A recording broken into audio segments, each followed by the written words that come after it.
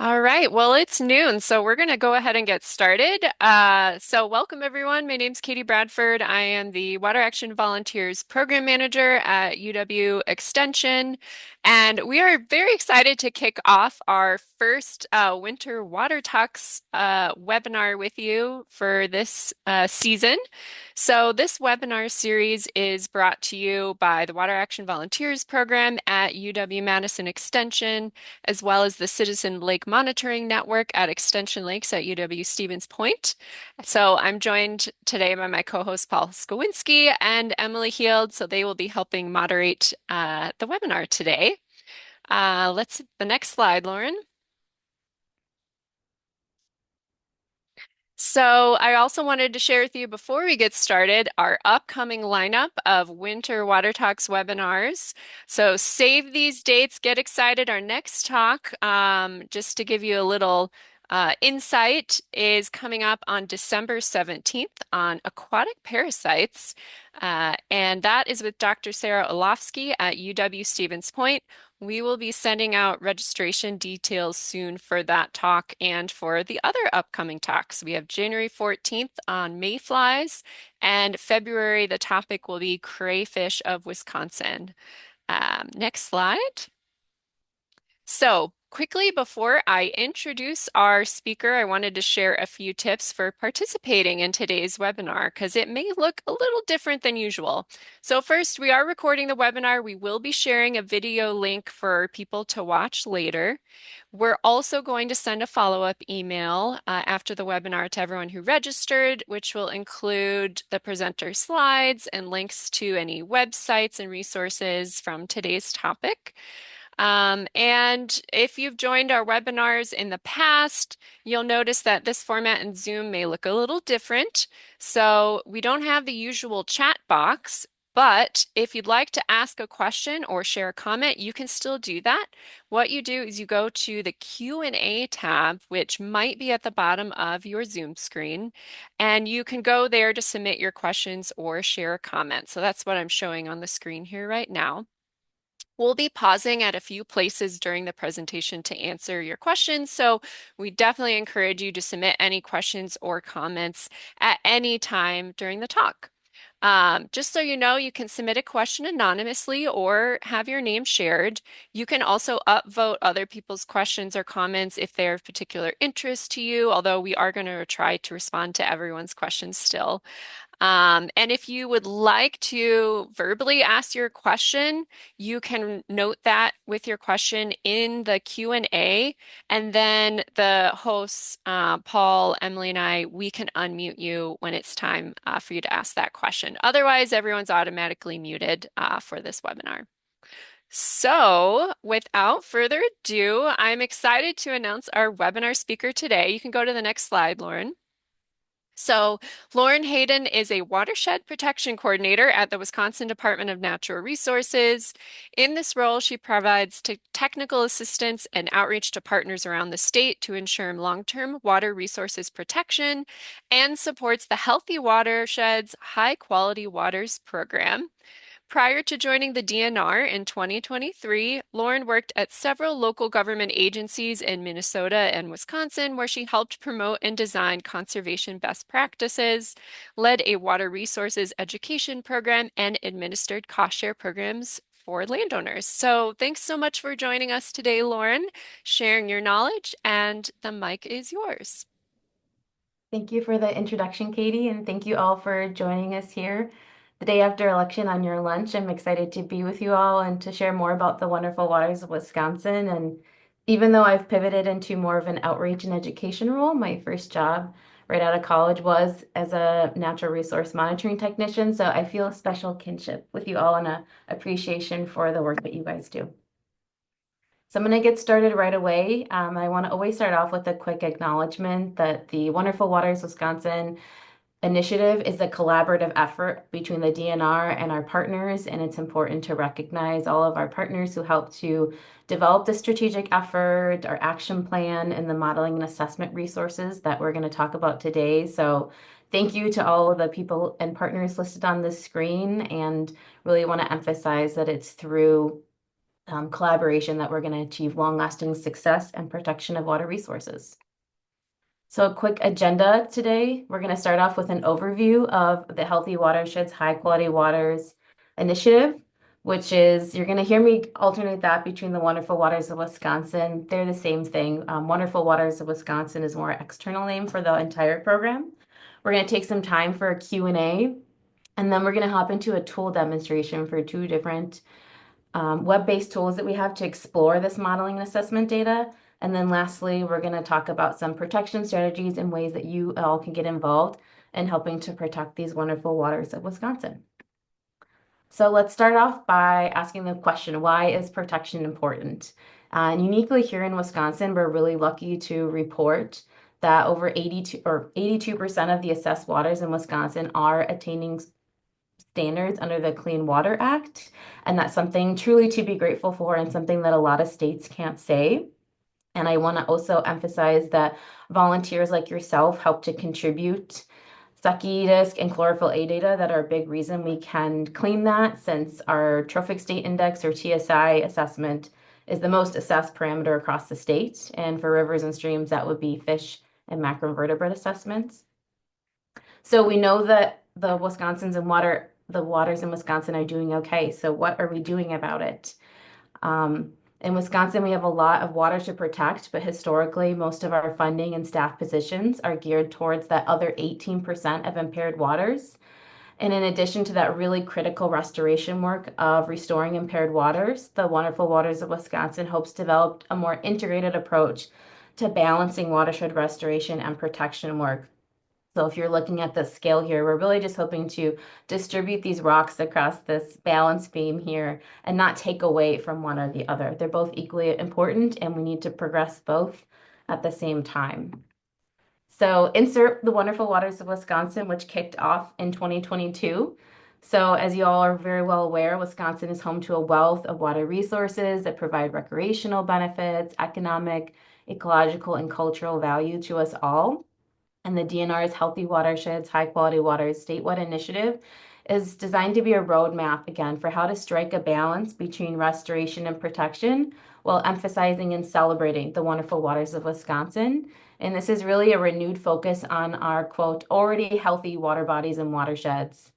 And I will emphasize that the goal of this entire initiative is to keep 100% of the priority watersheds and high quality waters within them at or better than their current condition through 2030, which is the end of our plan that I'll touch on later.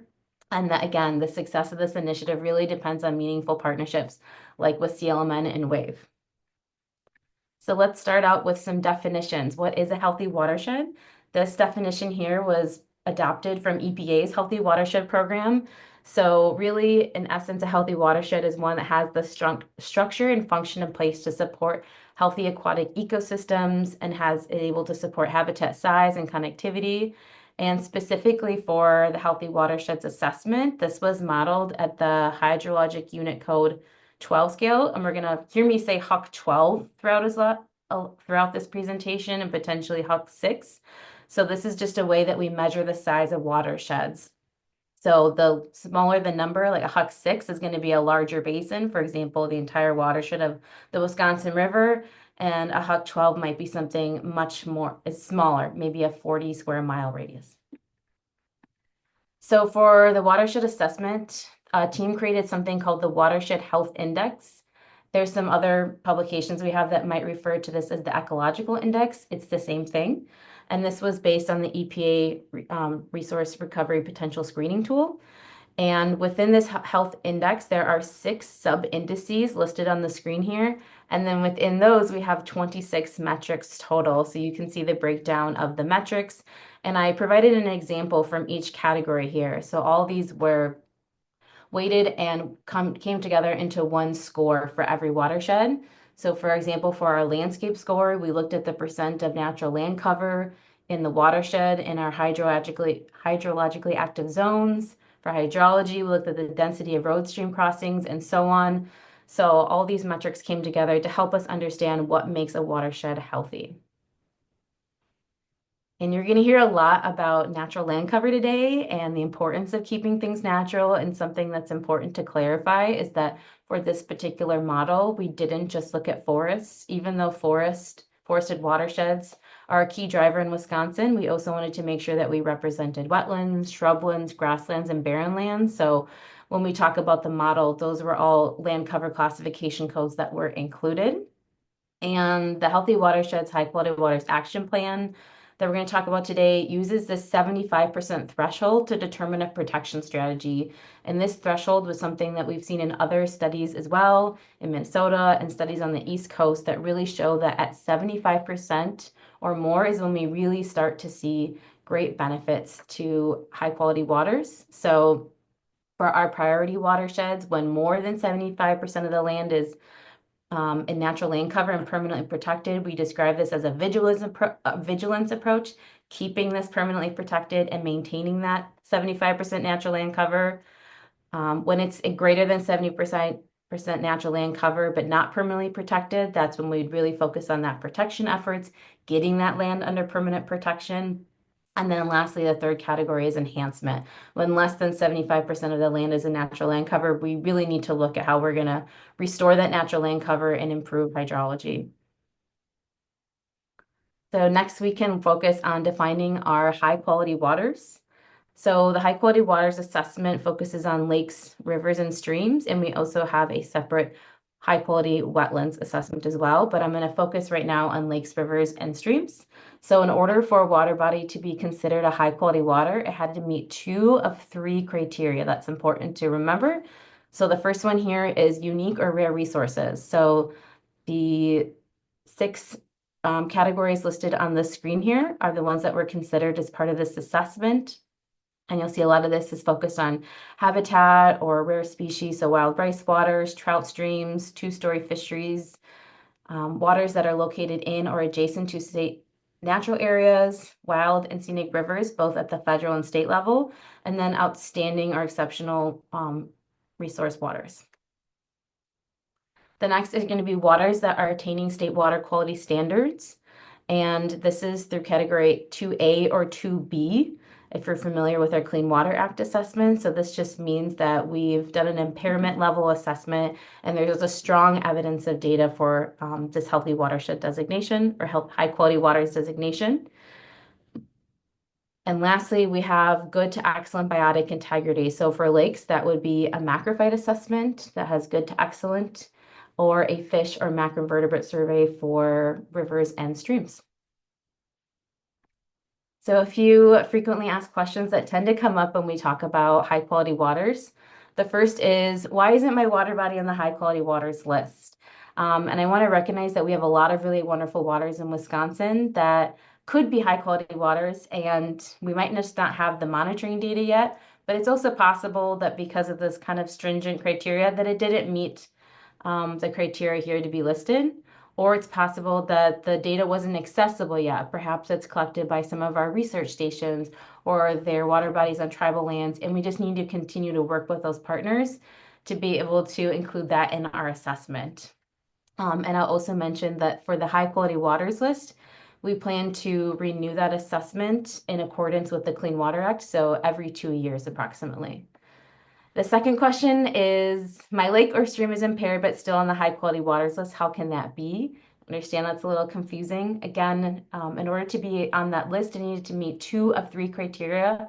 So it's possible that if a water body was not meeting water quality standards, but had good to excellent biotic integrity and had a unique or rare resource, like, for example, wild rice water, it met the majority of our evidence criteria and was included on the list. So when we talk about these modeling and assessment results, the next question is, where are Wisconsin's healthy watersheds, high quality waters, and how can you find them? So when we talk about Wisconsin's watershed protection priorities, we really focused on evaluating that at two different scales. So the first was the top 30% healthiest statewide, which is shown in the image furthest to the left. The healthiest watersheds, the top 10%, all the way down to healthy watersheds, still very high quality in green there. And then because we also wanted to create geographic equity and have participation statewide, we also decided to run the model within our HUC 6 major drainage basin scales, which are outlined in white on the screen there. And in the middle, that's the Rock River Basin, Huck 6. And those are the top 30% healthiest watersheds within those. So our watershed protection priorities are considered the top 30% healthiest watersheds modeled either statewide or within that Huck 6 basin scale. Sometimes we call it our large river or Great Lakes basin scales, and there's 13 total. So what are the benefits of our healthy watersheds, high quality waters? I'm sure you all can imagine, but I just wanted to touch on a few examples. The first would be our economic impact. So we know that high quality waters can help to improve property values, sustain tourism revenue, and reduce flood mitigation costs, especially through the protection of headwater wetlands. The next would be recreational value. Here in Wisconsin, anglers and waterfowl hunters spend 1.5 billion annually in Wisconsin, which is incredible. So by supporting our trout streams, our high quality fishery lakes, we continue to support that industry. It also creates for some scenic views for those of us who like to paddle, and just healthier communities who can get out there and exercise and appreciate those amenities. And lastly, of course, is ecological benefits. Our healthy watersheds can help to protect drinking water. They can help with improving climate resiliency through floodwater management. And then there's also carbon storage benefit due to keeping that natural land cover intact. So, as part of the Wonderful Waters of Wisconsin initiative, not only did it include a modeling and assessment initiative, but then we needed to talk about how we're going to put this into action. So, this happened through three steps. The first was the kickoff strategy that started in April of 2021, and this really was focused on defining the goals and objectives of the program. And critically, that involved partner input. So the team in spring of 2021 led 8 virtual discussions with 164 participants in 93 organizations, which is pretty amazing turnout, and had a really great representation from all those different agencies. And people were really saying that community was essential to making this happen. They wanted to see voluntary actions preferred over regulatory actions. And people seemed to really have excitement about this and wanted to move forward with it. So this all led into creating the 2022 through 2030 action plan, which identifies 25 key action items to progress the protection of water resources in Wisconsin. Within those action items, we identified specific strategies for success. We identified who are the partners that can help progress that. We also identified if that's something that can happen now, next, or later, which I'll show an example of that on the next screen. And then again, focused on those leveraging those partnerships. So I wanted to share with you that within the action plan, we specifically identified integrating volunteer monitoring from WAVE and CLMN within Action 2D of our action plan. So that's evaluating the water resources monitoring strategy. So all the work that you're doing today is directly a way that you are helping to progress the Wonderful Waters of Wisconsin action plan. So thank you very much for the work that you're doing. And the DNR is going to continue to work with people like Paul, Katie, and Emily to brainstorm how we can continue to monitor high quality waters or potential high quality waters. So we're going to dive into the tools here and we'll stop for questions in a minute. I'm sure there might be some. Unfortunately, I can't see the screen. But the two different tools we're going to talk about here today, the first is the Watershed Restoration and Protection Viewer. And my goal here today is to show you how to search for and find high quality water, how to learn more about the Watershed Health Index and understand the scores and the ranks, and essentially be able to use this map. And then the second is to explore the Wisconsin Water Explorer tool, or WEX. We specifically integrated the Healthy Watersheds, High Quality Waters monitoring data into here. This tool is a little bit different. It's what we call a data visualization tool, and it creates customized reports for these individual water bodies and watersheds. And we'll talk about how you can use that today as well. So I'm going to take a quick pause here to see if there are any questions. And Katie, Emily, or Paul, just let me know if any have come up. There currently are not any questions yet. Excellent. Okay. I will move on to the tools then. Give me 1 second here while I just minimize things. All right. Hopefully you guys are seeing my web browser. Is that correct? Yeah, Yep, that we looks see it. good. Excellent. Okay, so I'm going to start off by showing you guys how to find these tools in the first place. So you're going to start off by going to the DNR website, and in the search bar right here at the top, there's several things you can type in, but I think the easiest one would be Healthy Waters. And it's going to be the very first result that you're going to get. You could also just go on Google and type in Healthy Watersheds, high quality waters, and we've tested it out. It'll be probably one of the top responses that you'll receive. So this is the Healthy Watersheds, high quality waters webpage that was developed. Right here at the top, we have a link to our action plan. We also recently created our 2024 progress report that highlights efforts of our partners who are helping to advance healthy waters protection. So I encourage you to check that out.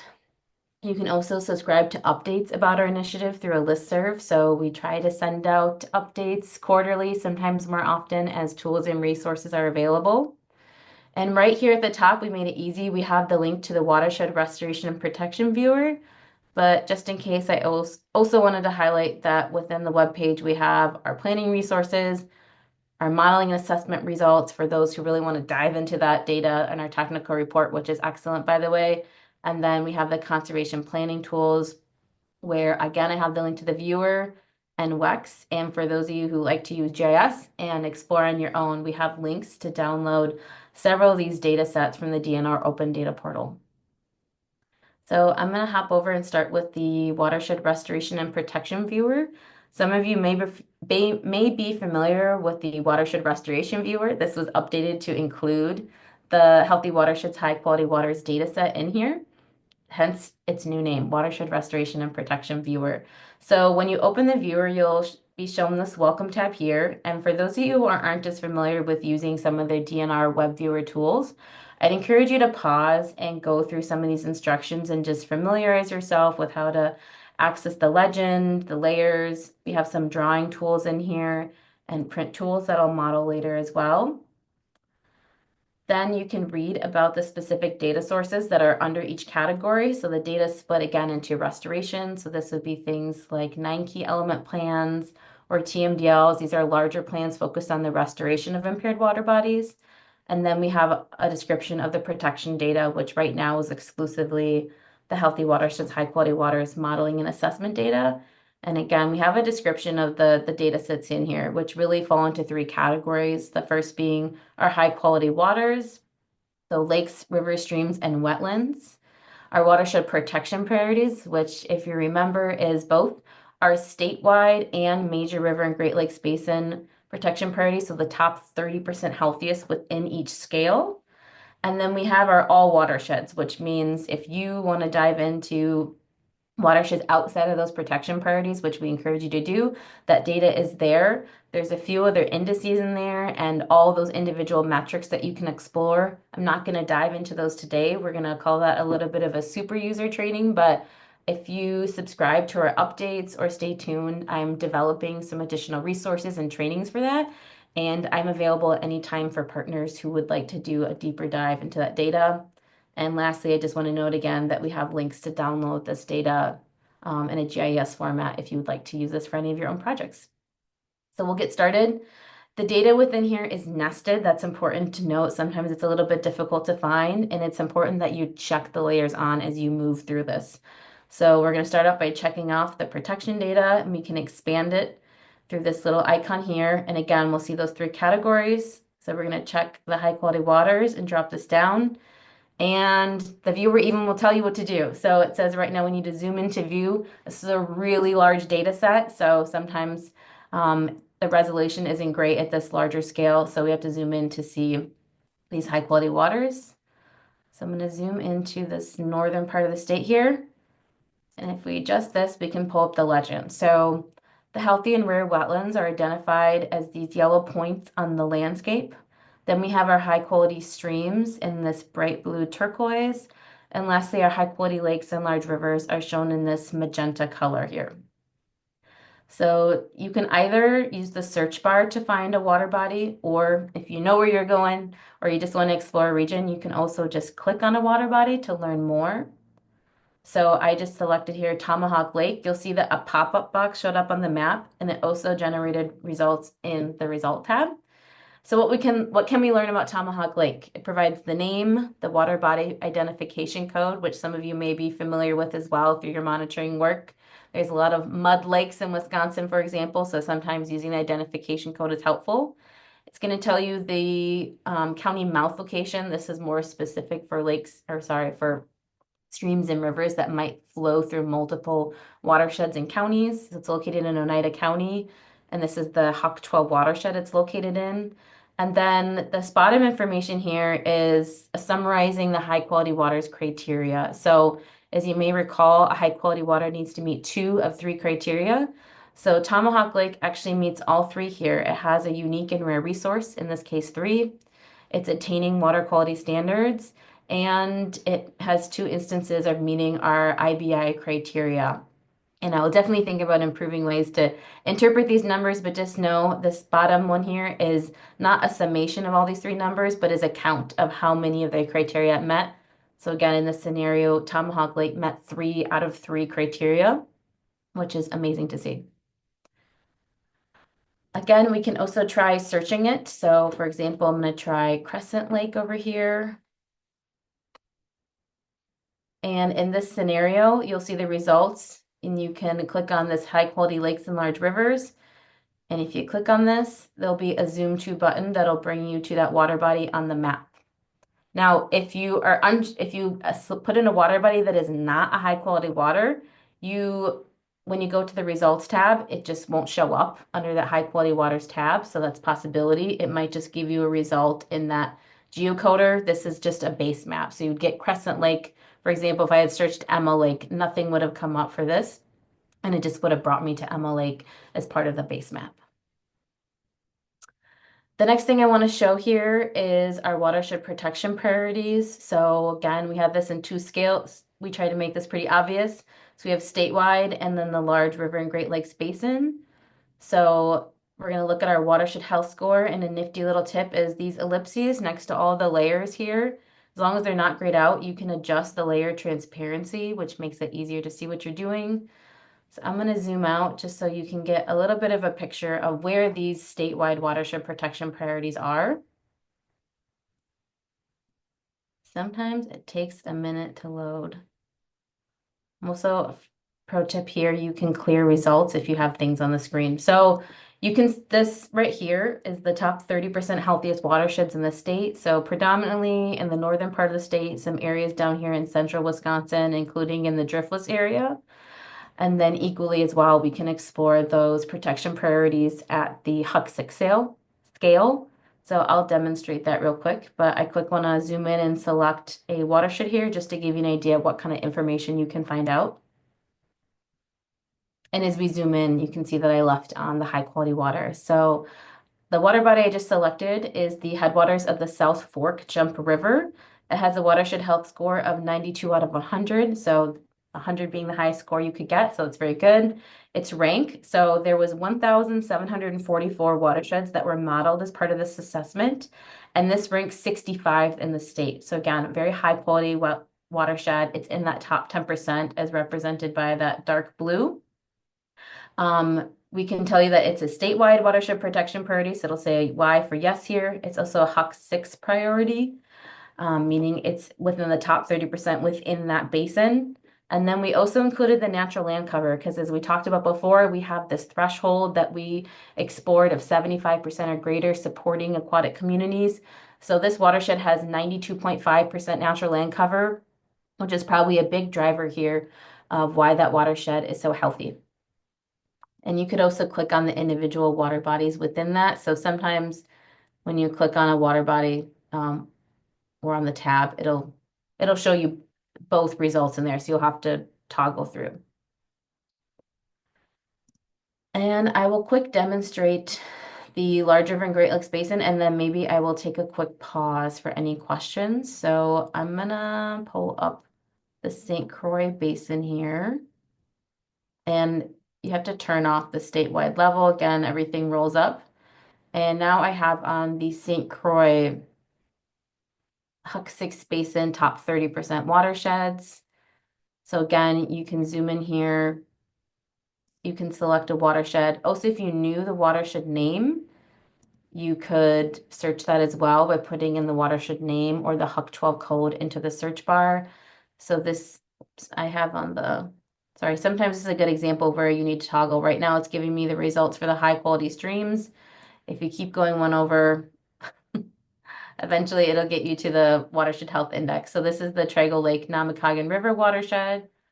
I'm going to minimize this. It is a statewide priority, a HUC 6 priority, a score of 86, and has 82% natural land cover, and is located in Washburn County. And the grayed out water bodies here are ones that are not in the top 30%, and they're just there to provide you some context of the basin scale. So I'm going to pause real quick. Are there any questions in the chat that I can help address at this time?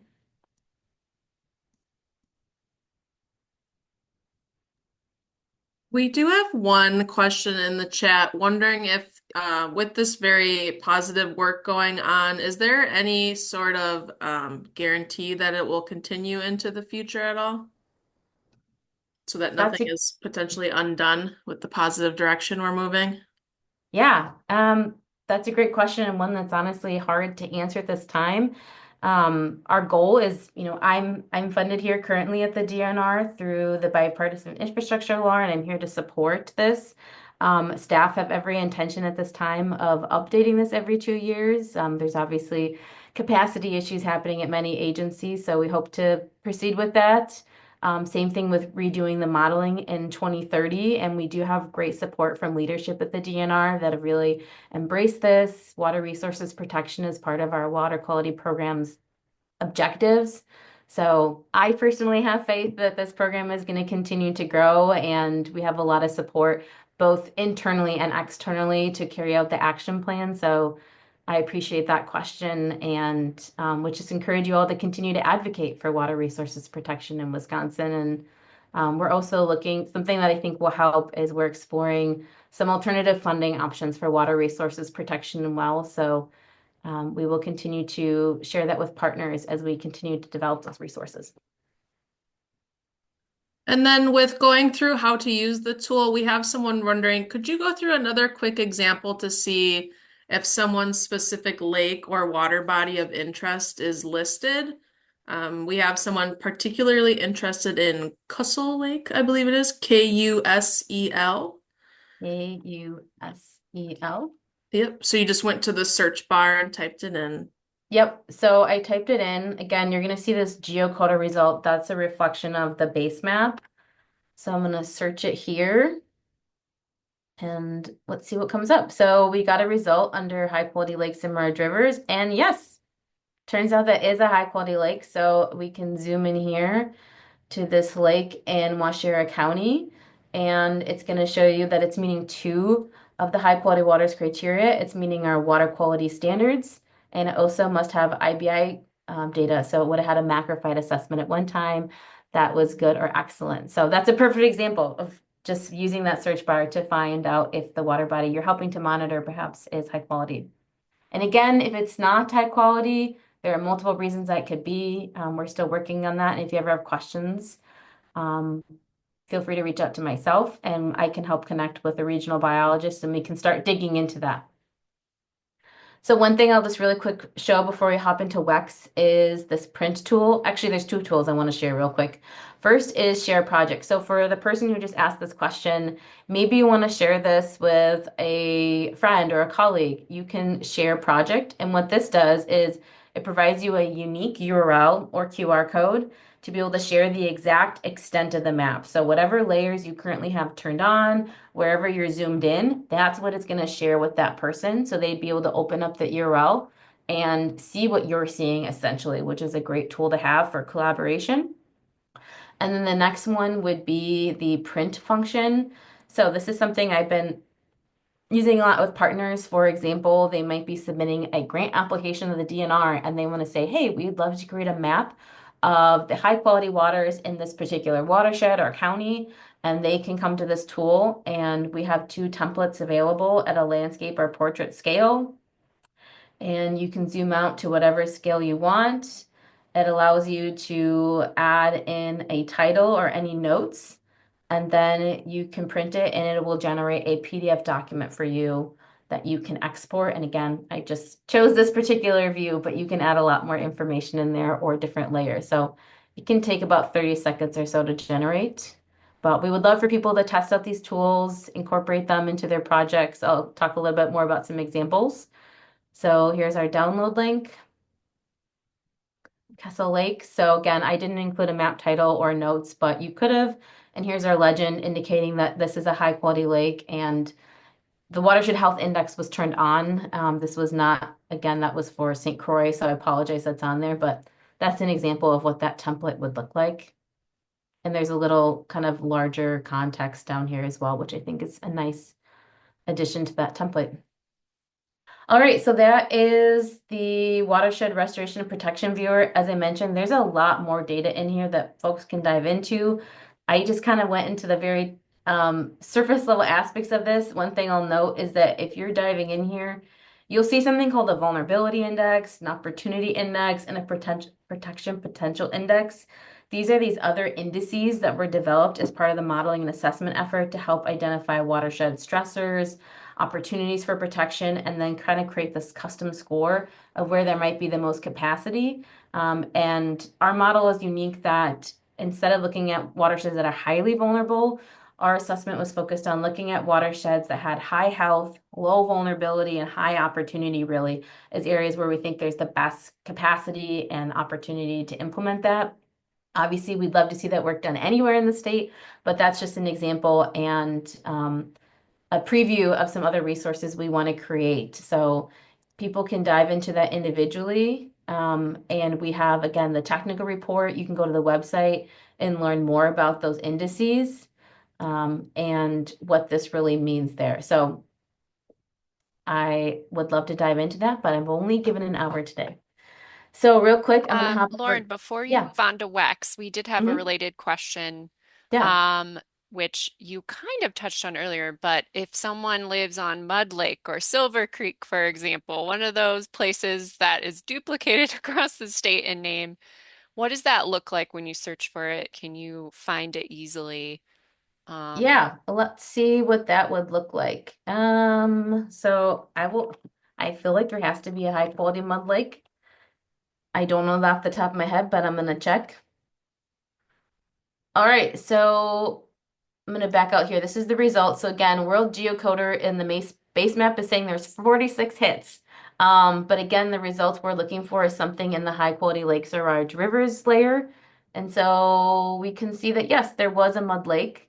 Sometimes it'll pull up related searches, and I'm, to be honest, not always sure why that happens, but you would find that if there was multiple mud lakes, that would have shown. But what you would have been able to see is the county name, and that would help you be able to drill down to where it is. And that's again why sometimes if we're able to find that water body identification code, that can be helpful for searching exactly what you need. But you would have been able to find it and see it by the county location. Great question. All right. Again, I'm gonna hop over to WEX. I would love to talk more about the Watershed Restoration and Protection Viewer. We're working on some updates to it right now. So if you have questions, feedback, please reach out to me. So this is the Wisconsin Water Explorer tool that was created by the water quality team here at the DNR and some excellent people who know a lot about data visualization. So I'm gonna launch this. Currently, it looks like we're experiencing some slowdowns between our water quality data. So, but that doesn't directly impact the watershed data. So similar to the watershed restoration and protection tool, you can either zoom in on the map and click in on a water body, or you can type one in. For this particular example, I'm going to type one in. So I'm going to try the Namakagan.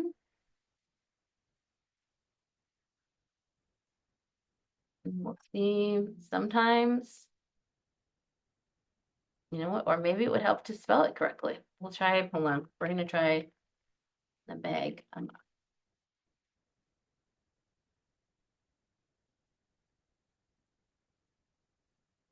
going to go to Lake Nebagamon in Douglas County. I'm going to confirm. So I just typed it into the search. I went a little faster. I apologize. If it's a name that has both a monitoring station, a lake or a stream, you'll just need to drop it down to the category you're looking for. So in that particular one, I was looking for the lake, but I also could have clicked on the creek as well. So when you hopped into WEX, everything is in a tabular format. So right away I went to the watershed data or watershed tab. There's information on land cover, which again, if you want to dive into natural land cover, that's a great thing to explore the specifics of. We have geology and soils, and then we have the healthy watersheds, high quality waters. And it's split into watershed health information and the high quality waters information. So one thing you'll see is that it automatically switched to the HUC 12 watershed outline for Lake Nebagaman. And we have this great graphic down here that helps to, visualize that protection goal. So the Lake Nebagaman is located in the Nebagaman Creek watershed. It is a statewide watershed health priority. It's also a HUC 6 watershed priority. So it's in southwestern Lake Superior. You can see more about the specific water body and watershed information here on the left. And it is a high quality water. We'll look at the second page. And if you reflect back early in the presentation, we talked about those thresholds and the recommended protection strategies. So because this particular watershed has greater than 75% natural land cover, we have the recommended protection strategy of protection, and we have a description around here about what would be needed to do that. And we also have links to the website and the action plan. And on the second tab, we have high quality waters. So this is a great way to quickly evaluate if it is a high quality water. So you can see that yes, Lake Nebagaman does meet the high quality waters criteria and which ones it does. So for example, this one meets the unique and rare resources criteria area, as well as the index of biotic integrity. However, right now it's currently not attaining water quality standards. This might not mean that it's impaired, but we do have a category of water called 2C, which means we might not have been able to have enough data to have do an impairment level assessment. And lastly, we also include the list of high quality waters that are in that watershed, since we really encourage people to take a community-based approach to watershed management and leverage resources and partnerships. This might be helpful, for example, a group that might be working on this watershed and is doing some planning efforts or is putting together a project proposal. They might want to know what all the high quality waters are within that watershed. And this particular report is something we're still testing out and we would love feedback on. One thing I do want to address is at this time, I know a lot of people have asked, so, for example, Lake Nebagaman, what is the particular unique or rare resource that it meets? Because of the immense amount of data that we have, we don't have really an easy way to report on what are those 7 metrics it meant. Certainly, if you're curious, you're welcome to reach out to myself or other people on our planning team that I could talk about later, and we can help provide that data. We will continue to think about how we can do that. We just don't have a great way at this time to create a report that pulls from all those different metrics that went into this analysis, especially since it's going to be updated every 2 years. So I recognize that people are eager for more information, and we're happy to provide it. Just unfortunately at this time, it's not in an easily exportable format, but you can at least see of those criteria areas where it's meeting, or if you're just really impatient, you could look at those criteria areas and maybe do your own research to see if maybe it's a trout stream or a 2-story fishery lake or located in a state natural area. So that is the Water Body Explorer tool. There are so many more resources in here just beyond Healthy Watersheds, high quality waters that I am not a particular expert on. There are other people on my team who are, especially Justin Chenevert, who has some great resources online. So if you go to the main WEX website, there's more training resources on here that tie into data that DNR staff and volunteers are collecting. So I encourage you, if you haven't already, to check out this tool. It's pretty incredible. All right, well, I know we are almost at time and I want to make sure there's time for questions. So I'm going to hop back into the presentation here. Were there any questions that came up about WEX that I can help address at this time? We do not have any other questions right now. Thanks, Paul. All right, Yeah. well, Oh, sorry. And I just yeah. wanted to say, feel free. We still have time for people to ask questions. We have about 15 more minutes. So think if there's any kind of burning questions or if there's any areas of confusion, Now is the time to submit those questions. Lauren, I had a question for you and you answered it right as I was writing it down. That question about, okay, my stream is a high quality stream because it's has a unique and rare resource. What is that unique and rare resource? That's exactly the question I had. So it sounds like it's a lot of data goes into that and reaching out to your local biologist, high quality water staff is how to get that information about a specific water body. So very great Exactly. information. Thanks, Um, Katie. and actually, we just had a question come in. Maybe I'll save this for after your wrap up. They would love to see a specific stream, like the Mekcan River. Sorry if I'm mispronouncing that. I haven't been there myself. But for those specific examples, I think we can wrap up and then jump into that after. Yeah. And this question just reminded me of a resource on the website that I forgot to share with you all, so I just want to quick do that. For those of you who maybe would like a printable format or you're not really into these web tools, hopefully you can still see the website. Under the modeling and assessment results on the website, we have the list of the high quality waters in Wisconsin sorted by county. So this is another great resource. So if you, for example, want to see all of there we go. The high quality waters in Wapaka County. You can see here that there are 60 high quality waters identified in 2021. It's going to tell you its official name, its water body identification code. There's a key to tell if it's located in a priority watershed, the Huck 6 it's located in, and then again, whether and what of the high quality criteria that it met. And then we have a separate table that's devoted to the healthy wetlands and rare and unique wetlands for the county. So this is an excellent resource. This is another thing that we have seen partners export and include in planning documents, projects, grant applications, things like that. It's a great way to integrate this information. And I will also mention that we have the modeling results in a tabular format for the watershed health information. It does get a little technical, but there is a description of the metadata, again, for people who might want to explicitly understand what went into that modeling effort. And then lastly, we have this map package that does a breakdown by the large river and Great Lakes Basin, or HUC 6, of the watershed protection priorities. So it starts off by showing that at the statewide level. And then I'm going to go down to an example here within, for example, Southwest Lake Superior. You can see where those watershed protection priorities are. It talks about those other indices that I didn't have time to dive into today. And then there's even a list here that, if I could zoom in, would tell you a breakdown of those healthy watersheds, their scores, information about the number of high quality waters within them. We're definitely interested in exploring, is there a correlation between healthy watersheds and, for example, high quality streams? So you make this a little bigger. For example, in this scenario, it can tell us that 43% of the high quality streams in Southwest Lake Superior Basin are within healthy watersheds. So that's what we expect to see, and it's encouraging to see that what we're doing on the landscape as having a direct impact on water quality. So those are all located again on the Healthy Watersheds website under a modeling and assessment results.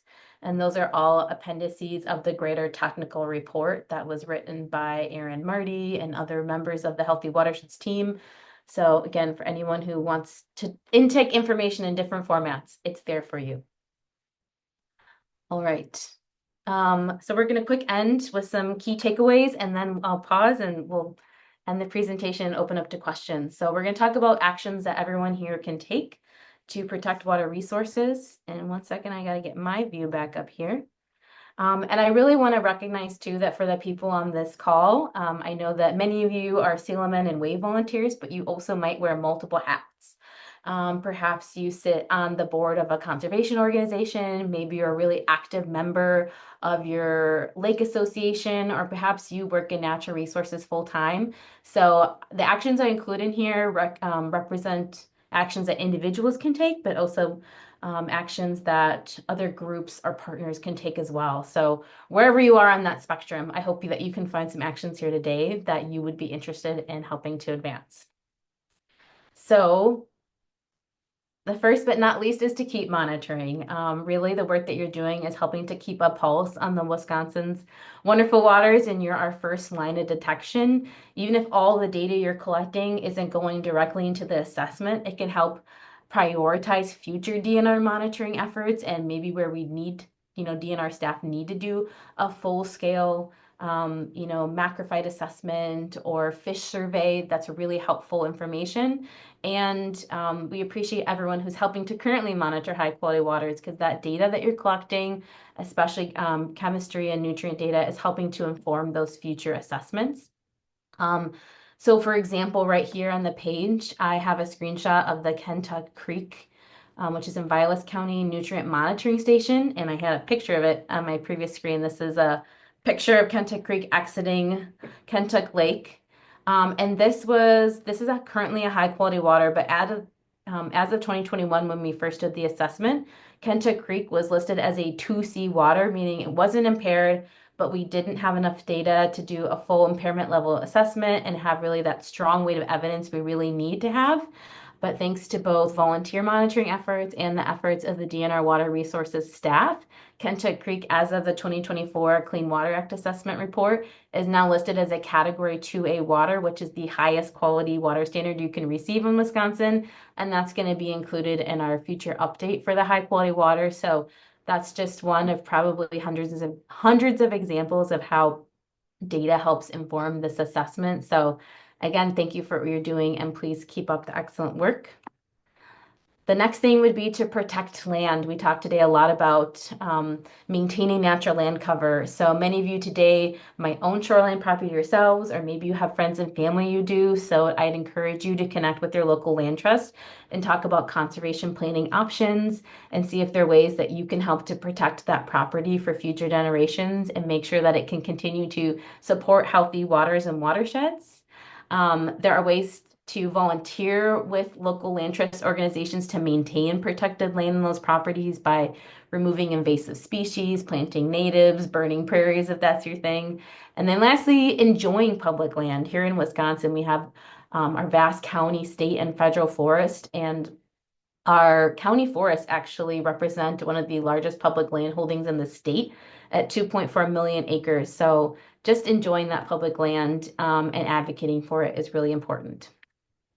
The next is enhancing natural land cover. So we talked about anywhere we can on the landscape, planting native flowers, grasses, trees, and shrubs. Trees and shrubs are a really key part of this as well. And of course, buying and sourcing that plant material locally, adjusting mowing practices to maintain buffers along our streams and our rivers. And then if you aren't familiar with the Healthy Lakes and Rivers program, there are 5 key practices shown on the screen there that people can receive grant money for to install these projects. The projects have to be within 1,000 feet of a lake or 300 feet of a river or stream, and we'd encourage people, individual property owners cannot apply, but the grantee could be a river organization, a county. There's ways that we can work with you to identify an eligible organization who could apply on your behalf. And something I personally would love to see are more demonstration practices on public property so that more people can come and see examples of these practices in action. The next is restoring natural hydrology. We recognize that sometimes restoration is necessary within protection-oriented watersheds to restore hydrologic connectivity, improve aquatic organism passage, and assist with flood management, amongst other goals. So in essence, there are many strategies that for both restoration and protection, it just depends on where they're implemented. Also preserving wetlands and headwater watersheds is really key here to restoring natural hydrology. They provide a lot of benefits to us all. And then any practices that help to infiltrate stormwater runoff like rain gardens, bioinfiltration basins, and so on. The next would be planning for future land and water resource uses. So right now, one of the roles that I have is thinking about how we can incorporate healthy watersheds, high quality waters, data, information, and action items into current planning documents, both here at the DNR through example, our grant programs, and also externally. So I'm currently working with counties, for example, to update their county land and water management plans to include some of these priorities. So maybe you within the agencies or groups you volunteer with can think of ways that these can be incorporated. The next would be to develop or advocate for ordinances to protect water resources, particularly shoreline protections, I would say. Burnett County has a great example of their shoreline incentive program where they provide tax incentives to shoreline owners who put a conservation easement on their shoreline.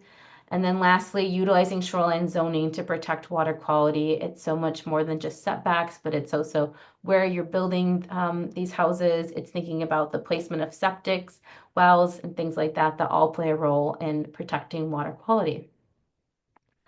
So I'll end with just a piece of good news and hope for us all that I really want to emphasize that protection is possible at any scale. There's examples of watersheds in our model that look like the ones on the left. Maybe that's the, Lake Nebagamon, where there's a really high percentage of natural land cover. But there's also watersheds in our model that maybe look like the ones in the middle on the right. And those are still worthy of protection. And any protection effort there is really a move in the right direction. So we encourage you all to think about ways that you can contribute to protection within your own communities and the work you're doing. And again, just want to thank you for the work you're doing to monitor the wonderful waters of Wisconsin. And thank you to Paul, Emily, and Katie for having me here today. Thank you. Awesome. Thanks so much, Lauren. We do have a little extra time to answer some of the questions that came in. So if you're interested in hearing the answers to those questions, you can stick around. Otherwise, we will be sharing resources and a recording of this video, this webinar, to your emails after. Don't forget to keep an eye on the upcoming Winter Water Talks webinars we have. Our next one is December 17th on aquatic parasites. So we do have a few questions that came in. I don't know how quick these are, but we'll see if we can get through them in the next few minutes.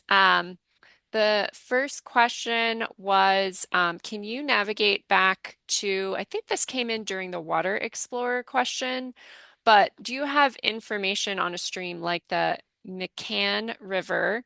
I think I said it right that time.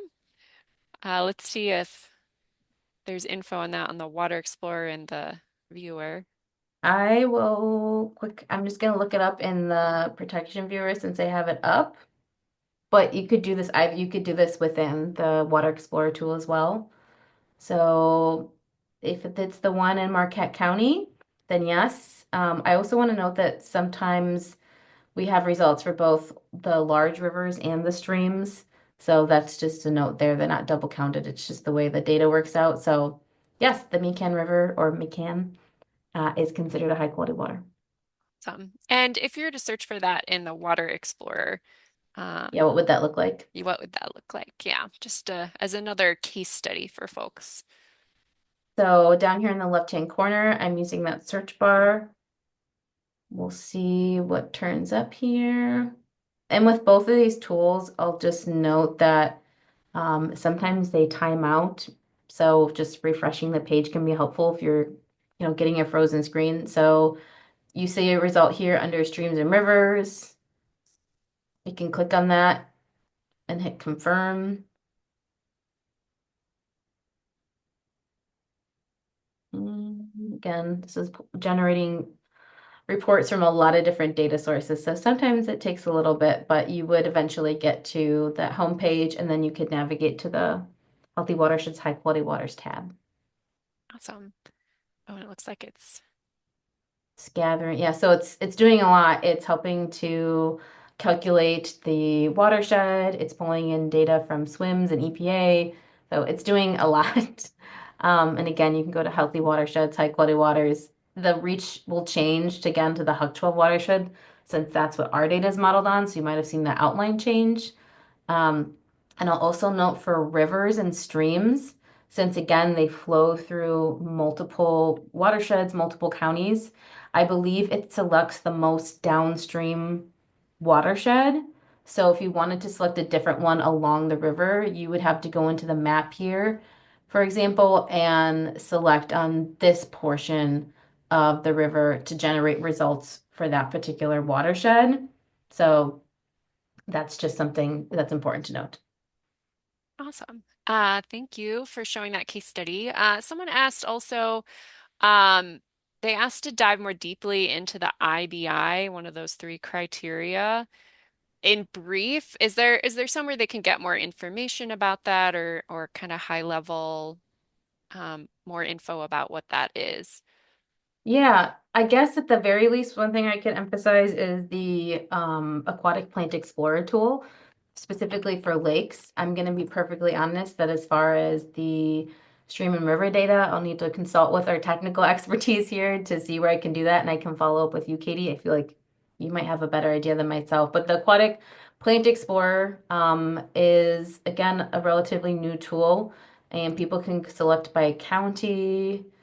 So I could select Chippewa County. You can then select a lake and it would pull up results for a point intercept survey that happened on that lake. And then you can scroll down to see if it met the ecological health. So this was the last survey was 2007. It was not attained. So this is another tool you can use. So any macrophyte assessment data that we used in our um, model and assessment was basically pulled is from the same source as this viewer.